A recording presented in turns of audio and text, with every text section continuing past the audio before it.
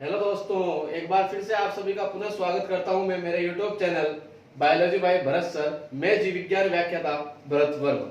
तो जैसा कि मैंने प्रीवियस वीडियो में आपको पढ़ाया था थाइमस ग्रंथि, और मैंने कहा था कि आप देखना ना भूले अधिवृक्क ग्रंथि। तो इस वीडियो में हम जो चर्चा करेंगे वो चर्चा करेंगे अधिवृक्क ग्रंथि पे, एड्रिनल ग्लैंड्स पे। तो बात करते हैं अधिवृक्क ग्रंथि की। अधिवृक्क ग्रंथि, देखो प्यारे विद्यार्थियों, सबसे पहले बात करेंगे इसकी लोकेशन की। तो इसकी लोकेशन कहाँ होती है, तो देखना आप इसका नाम अधिवृक्क क्यों पड़ा, उसके पीछे क्या कारण है, वो सब हम चर्चा करेंगे। तो ये अपनी क्या है, ग्रंथियां हैं। सॉरी, ये कौन सी है, ये किडनी है, वृक्क है। ये क्या है, वृक्क किडनी है। इसके जो यहाँ पे टॉप वाला भाग होता है, ये वाला पोर्शन, यहाँ पे दोनों तरफ क्या पाई जाती है, दो ग्रंथियां पाई जाती है एक जोड़ी के रूप में। देखो ये क्या है, ये है वृक्क। क्या है, वृक्क, जिसको हम क्या बोलते हैं, किडनी। अब यहाँ पे बात की जाती है, तो ये वाली ग्रंथि जो है किडनी के ऊपर है। ऊपर जो होता है डियर स्टूडेंट, उसको बोलते हैं अधि। क्या बोलते हैं, जीव विज्ञान में बात की जाए बायोलॉजी में, तो ऊपर को क्या बोलते हैं, अधि बोला जाता है, या बोला जाता है क्या, एड। एडी, एड का मतलब भी क्या होता है, ऊपर होता है। तो देखो अगर इन दोनों शब्दों को जोड़ा जाए तो क्या हो गया, अधिवृक्क, मतलब वृक्क के ऊपर पाई जाने वाली ग्रंथि। तो यही क्या कहलाती है, अधिवृक्क ग्रंथि कहलाती है। अब हमें केवल इसको पढ़ना है, तो हम केवल इसकी चर्चा करेंगे कि ये क्या होती है। तो देखना आप, अगर मैं आपको यहाँ पे इसको थोड़ा सा जूम करके देखें, अपन इसको थोड़ा सा जूम करके मतलब बड़ा करके देखें, तो इसकी संरचना में क्या क्या पाई जाती है वो अपन देखेंगे। तो कुछ इस प्रकार से इसकी संरचना है डियर स्टूडेंट्स, कुछ इस प्रकार से, यहां बीच में ऐसे, ठीक है। ये वाला जो भाग दिख रहा है आपको, जो परिधि की तरफ है, इसको बोलते हैं वलकुट, या बोलते हैं क्या, कॉर्टेक्स। वलकुट या कॉर्टेक्स को बोला जाता है। ये वाला जो बीच वाला भाग है, इसको बोलते हैं मेडुला। मेडुला, याद रखने का तरीका क्या, मेडुला, मेडुला मतलब मेडुला, याद रखना। इसका दूसरा नाम जो होता है वो होता है मध्यांश। अब इसको भी आप याद रख सकते हो कैसे, मध्य में इसलिए मध्यांश, मध्य का अंश मध्यांश, ठीक है। अब यहाँ पे देखो, इन दोनों भागों को अपन पढ़ेंगे बारी बारी से, और चर्चा करेंगे कि जितने भी जो एग्जाम अपने होते हैं उनमें किस प्रकार से इसका क्वेश्चन आता है। सबसे पहले बात करते हैं वलकुट की। तो ये वलकुट वाला भाग होता है, ये कुल मिलाकर 3 परतों से मिलकर बना होता है। एक परत, दो परत और 3, मतलब 1, 2 और 3। इसमें 3 परतें पाई जाती हैं। उन 3 परतों के नाम क्या है वो जरा आप देखना, और उसकी ट्रिक भी मैं आपको आगे बताऊंगा। तो वीडियो के अंत तक आप बने रहना, ताकि आपको आसानी से वलकुट और कॉर्टेक्स समझ में आ जाए, क्योंकि मैं आपको दोनों की जबरदस्त ट्रिक बताने वाला हूं, जिसकी सहायता से आप जिंदगी में कभी भी जो है अधिवृक्क ग्रंथि को भूलोगे नहीं। तो वीडियो के अंत तक जरूर बने रहना, और अगर आपको वीडियो पसंद आए तो लाइक, शेयर, सब्सक्राइब करना ना भूले। तो देखना, वलकुट कॉर्टेक्स की 3 जो परतें मैंने आपको बताई है, उनकी अपन चर्चा करते हैं। तो सबसे पहले बात की जाती है, सबसे पहले जो आती है इसकी परत, वो आती है ग्लोमेरुलोसा। ग्लोमेरुलोसा। दूसरी जो आती है वो आती है फेसिक्युलेटा, फेसिक्युलेटा। और तीसरी जो परत आती है वो आती है रेटिक्युलेटा। देखना यहाँ पे आप, पहली जो परत है वो कौन सी है, ग्लोमेरुलोसा। दूसरी कौन सी है, फेसिक्युलेटा। और तीसरी कौन सी है, रेटिक्युलेटा। अब ये तीनों परतें क्या करती है, अलग अलग हार्मोन स्रावित करती है। पहली वाली जो ये है ग्लोमेरुलोसा, ये एक हार्मोन स्रावित करती है जिसका नाम है ग्लूकोकॉर्टिकोइड।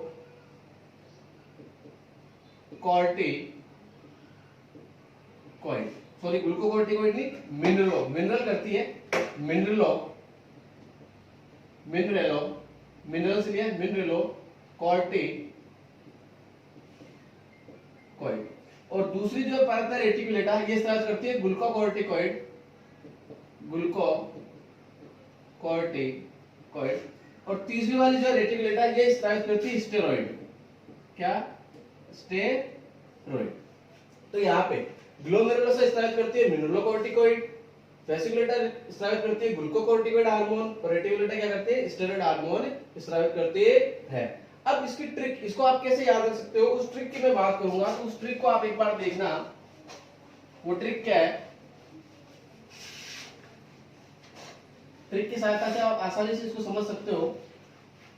तो देखना इसकी ट्रिक क्या है। Go find rest and make good sweet. Trick है इसकी, go find rest and make good sweet. इसको इसके नीचे लिखना बराबर में तीनों शब्दों को, ठीक है, ऊपर 3 और नीचे भी 3। मतलब क्या है, जाओ और आराम करो और आराम करते करते अच्छी अच्छी मिठाइयां बनाओ। मतलब go find rest make good sweet. देखो यहाँ पे आपको क्या करना है, इस जी से याद रखना है, क्या इस जी से याद रखना है, ग्लोमेरुलोसा। ग्लोमेरुलोसा। इस एफ से आपको याद रखना है फेसिक्युलेटा। फेसिक्युलेटा। आर से आपको याद रखना है रेटिक्युलेटा। रेटिक्युलेटा। ठीक है, तो यहाँ पे इन तीनों परतों को भी याद रखने की ट्रिक बताता हूं आपको। वो ट्रिक क्या है उसको देखना आप, कि ये तीनों परतें कैसे याद रहेगी। ये फेसी रेटी को दो नाम है, कोई दो व्यक्तियों के नाम है, एक का नाम है फेसी, एक का नाम है रेटी। तो ये पूछा जाता है इनको कि फेसी रेटी क्यों लेटा। लेटा मतलब सोना। फेसी रेटी क्यों लेटा। तो ये बोलते हैं इन्होंने जल्दबाजी में जल्दी जल्दी क्या है, जो मिठाई वाले समोसे बनाए और जल्दबाजी में समोसे खाने लग गए, तो समोसा कहां फंस गया, गले में फंस गया, तो ये लेट ही गए। तो फेसी रेटी क्यों लेटा, तो इन्होंने बोला गले में समोसा, गले में समोसा, ग्लोमेरुलोसा। ठीक है, तो ट्रिक आपको याद हो जाएगी इजीली। फेसी रेटी क्यों लेटा, गले में समोसा, ग्लोमेरुलोसा। फेसी क्यों लेटा, रेटी क्यों लेटा, दो परतें हुए, लास्ट में क्या होगी, गले में समोसा। गले में समोसा याद रखना है ग्लोमेरुलोसा। ठीक है, तो तीनों परतें, तीनों जो परतें उनको भी मैंने याद रखने की ट्रिक आपको बता दी है। अब बात आती है, आप देख लीजिए इसको एक बार अच्छे से। अब बात आती है कि यहाँ पे ये जो तीनों परतें होती है वो हार्मोन स्त्राव करती है, पहले भी चर्चा कर ली मैंने, अब ट्रिक से करेंगे। तो ये जी जो है इसको कनेक्ट करना है एम से, एफ को कनेक्ट करना है जी से, और आर को कनेक्ट करना है एस से। तो देखो एम से यहाँ पे क्या हो जाएगा, याद करो वहां पे मैंने बताया था मिनरेलो कोर्टिकोइड। ठीक है, जी से याद रखना है ग्लूको कोर्टिकोइड, और एस से याद रखना है आपको स्टेरॉइड। याद रखना है स्टेरॉइड। तो यहाँ पे मैं आशा करता हूँ आपको तीनों जो पढ़ते हैं और जो वल्कुट भाग है वो समझ में आ गया होगा। अब हम चलते हैं किसकी ओर, अब हम चलेंगे मध्यांश मेडुला की। और आप एक बार इसका स्क्रीनशॉट लेना चाहो तो ले लो, ताकि अच्छे समझ में आ जाए, या देख लो अच्छे से। देख लिया, चलो बात करते हैं। अब हम देखेंगे मध्यांश भाग को कि वो कौन कौन से हार्मोन स्त्राव करता है, उसके कार्य जो है क्या क्या होते हैं। उसकी भी ट्रिक है, उसको भी आप जो है वीडियो को बीच में मत छोड़ना, वरना समझ में नहीं आएगा। उसकी ट्रिक क्या है वो देखना। दूसरा जो भाग हमारा है वो है मध्यांश। मध्य का अंश मैं कहूं कि मेडुला। ठीक है, ये जो मेडुला होता है इसकी जो ट्रिक है वो ट्रिक देखना आप। ट्रिक है मध्य का भाई मेन भाग है, तो याद रखना ट्रिक इसकी क्या है, मेन। क्या है, मेन। एम ए आई एन वाला नहीं, मेन याद रखना। इस एम से आप याद रखोगे, वो याद रखोगे मध्यांश, या याद रखोगे क्या, मेडुला। याद आ जाएगा इतना। उसके बाद से ई से आप याद रखोगे एपी नेफ्रिन, और इस एन से याद रखोगे, देखो आपने जो एपिनेफ्रिन लिखा है इसके आगे एन से लगा देना नोर। क्या लगा देना, नोर। तो क्या हो जाएगा, नोर एपिनेफ्रिन। क्या हो गया, नोर एपिनेफ्रिन। इनके अलग अलग नाम भी होते हैं। इसका नाम होता है एड्रेनेलिन।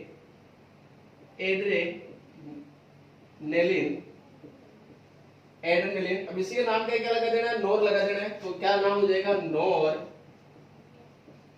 एड्रेनेलिन। नाम क्या हो गया, एक का नाम हो गया एड्रेनेलिन, दूसरा नाम क्या हो गया, नोर एड्रेनेलिन। मतलब एपिनेफ्रिन और नोर एपिनेफ्रिन। अब ये क्या करते हैं, काम क्या करते हैं, ये हार्मोन जो है वो अपोजिट कंडीशन में रिलीज होते हैं। मतलब ऐसी स्थिति जिसमें अपन को डर लगे तो एक क्या करेगा, डर लगने की स्रावित हुआ, एक उसको वापस दबाएगा, वरना से जिंदगी भर डरते रहोगे। ठीक है, डर वाली कंडीशन में हम देखते हैं पसीने आ जाते हैं, हृदय की धड़कनें तेज हो जाती है, सांस फूले जाता है।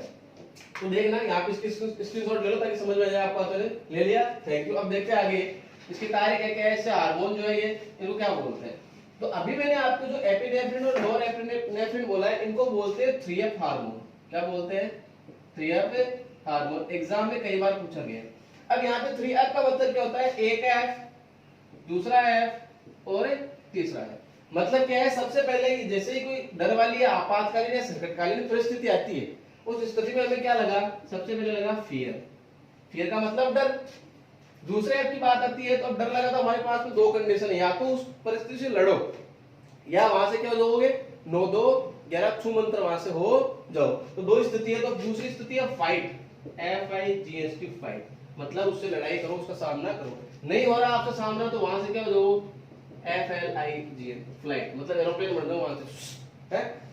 तो 3F हार्मोन भी इसको बोला जाता है, फियर, फाइट और फ्लाइट। दूसरी बात आती है जो एपिनेफ्रिन और जो नॉन एपिनेफ्रिन है उनको क्या बोला जाता है? उनको बोला जाता है S4 हार्मोन। 4S हार्मोन या S4 हार्मोन। मतलब क्या? इसका एक S, दूसरा S, तीसरा S और चौथा। क्या मतलब होता है इनका? पहले बात आती है इसकी, तो इसका मतलब होता है शुगर। क्या होता है? शुगर। मतलब जैसे आपातकालीन वाली स्थिति आती है तो क्या होता है, हमारे बॉडी में शुगर लेवल बढ़ जाता है, ग्लूकोज लेवल बढ़ जाता है, जिससे क्या होता है, रक्त परिसंचरण तंत्र, ब्लड सर्कुलेशन भी क्या हो जाता है, तेज हो जाता है, जिससे हृदय की धड़कनें भी क्या हो जाती है, जो है 200 की स्पीड पकड़ लेती है। दूसरा एस जो है इसका मतलब होता है सॉल्ट। क्या होता है? सॉल्ट, लवण। मतलब NaCl की बात करें तो उनकी मात्रा भी क्या होती है, बढ़ जाती है। मतलब बात की जाए सोडियम पोटेशियम पंप की, तो वो भी फटाफट क्या करता है, इनको रिलीज, आयनों को रिलीज करने लग जाता है। तो ये भी इसका, इन दोनों का जो बात की जाए तो इनका जो संबंध होगा वो किससे? ब्लड सर्कुलेशन, रक्त परिसंचरण। आती है बात तीसरे एस की। इसका मतलब होता है डर वाले समय में क्या आता है? पसीना आता है, स्वेट आता है। तो इसका मतलब क्या हुआ? स्वेट, मतलब पसीना आना। और एक ऐसी स्थिति में जब आपातकालीन स्थिति हो, या मैं कहूं कैसी स्थिति हो, जब संकटकालीन स्थिति हो, तो व्यक्ति को क्या हो जाती है? सेक्स प्रॉब्लम्स हो जाती है। मतलब ऐसी स्थिति में उसको सेक्स रिलेटेड प्रॉब्लम्स हो जाती है, मतलब संभोग या मैथुन की क्रिया वो नहीं कर सकता है। मतलब ब्लड सर्कुलेशन तो हो रहा है लेकिन ऐसी स्थिति में सेक्स रिलेटेड प्रॉब्लम्स आती है। तो इसका मतलब होगा सेक्स रिलेटेड प्रॉब्लम्स। ठीक है, तो यहाँ पे देखो इसको 4S हार्मोन भी बोला जाता है। 3F हार्मोन मैंने समझा दिया, मेडुला की ट्रिक मैंने आपको बता दी मेन। तो ये था हमारा संपूर्ण क्या, अधिवृक्क ग्रंथि का टॉपिक। अगर इससे किसी भी प्रकार का कोई क्वेश्चन हो आपका, तो आप जो है कमेंट बॉक्स में कमेंट करके आसानी से पूछ सकते हो। आशा करता हूँ आपको संपूर्ण जो अधिवृक्क ग्रंथि है, इसके भाग है, इसके संरचनाएं, इसके हार्मोन है, वो सारे समझ में आए होंगे। धन्यवाद।